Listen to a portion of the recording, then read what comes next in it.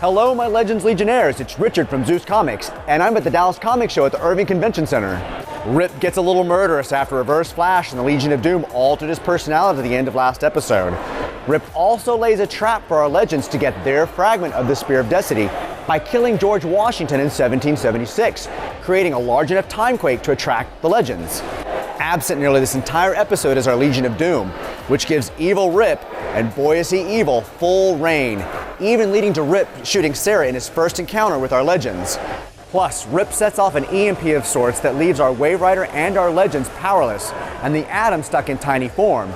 The Waverider and the Atom make sense if the EMP wipes technology, but the Firestorm power-up loss just didn't quite make sense. With Sara mortally wounded and George Washington and Mick captive of Rip and the British, Jax is left to lead the remaining Legends, sending Amaya and Nate to save Mick and Washington. But cue the sexy music as Nate and Amaya spend most of the rest of the episode in a tent, reenacting Paul Revere's most famous phrase, "The British are coming! The British are coming!" This came out of nowhere, right fans? I didn't think the show was dialing in a Nate and Amaya relationship, did you?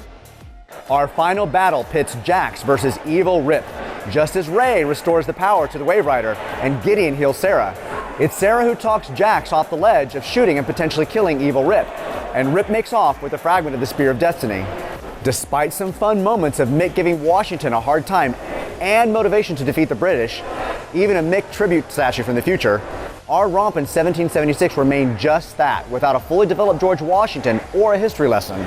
Next up, we travel to Camelot with more evil Rip on the hunt for more of the spear. I'm a sucker for King Arthur and the Knights of the Round Table, and dare I say, Sir Sarah Lance, a lot. Interestingly, the episode is titled Camelot 3000.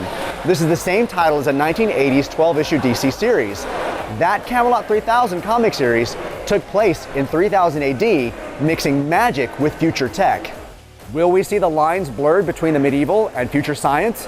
Let's find out in the newest Legends of Tomorrow, Camelot 3000.